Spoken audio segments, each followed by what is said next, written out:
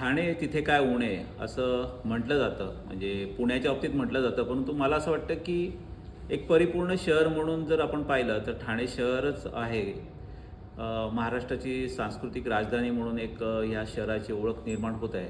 मी ज्यावेळेस या शहरात आलो तर एक साहित्यिक चळवळीशी जोडून घेतलं आणि या शहरामध्ये जितक्या साहित्य चळवळी होत असतात, इथे खूप चांगले मोठे मोठे लेखक राहतात, इतिहास संशोधक राहतात.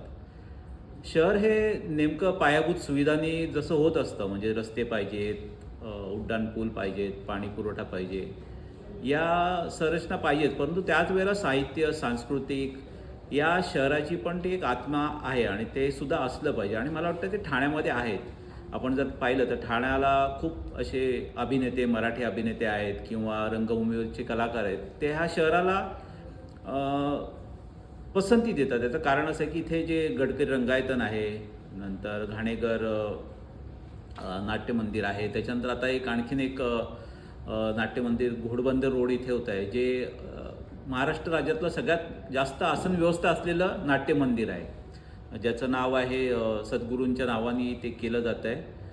आणि अशा परिस्थितीमध्ये मला असं वाटतं की जे कलाप्रेमी आहेत, साहित्यप्रेमी आहेत, त्यांनासुद्धा हे शहर नक्कीच आवडतं.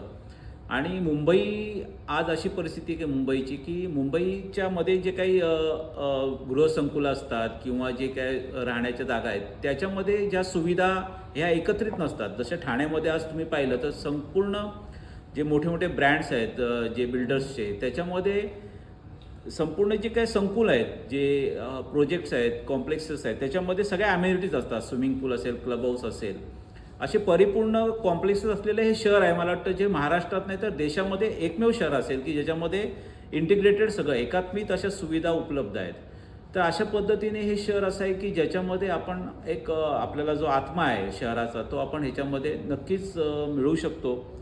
आणि इथे राहत असताना नक्कीच आपल्याला जे काही परिपूर्ण जीवन असतं ना कुटुंबासहित राहण्यासाठी, ते आहे. खूप चांगली खाद्यसंस्कृती आहे. तुम्ही जर पुण्याचं आतापर्यंत ऐकलं असेल, परंतु ठाण्यामधले जे काही वेगवेगळे खाद्यसंस्कृतीचे पदार्थ जे सर्व प्रांताच्या, सर्व धर्माच्या लोकांना इथे चांगल्या पद्धतीचे जे काही हे आहे जॉईंट्स आहेत, फूड जॉईंट्स आहेत. त्याच्यानंतर मॉलच्या बाबतीत पण म्हणाल तर आज लेक शोअर मॉल जो आहे, तो मला वाटतं संपूर्ण महाराष्ट्रामध्ये एक प्रतिष्ठित असे जे मॉल आहे त्याच्यामध्ये हा मॉलचा एक उल्लेख केला जातो, ज्याच्यामध्ये चांगले चांगले ब्रँड्स आहेत.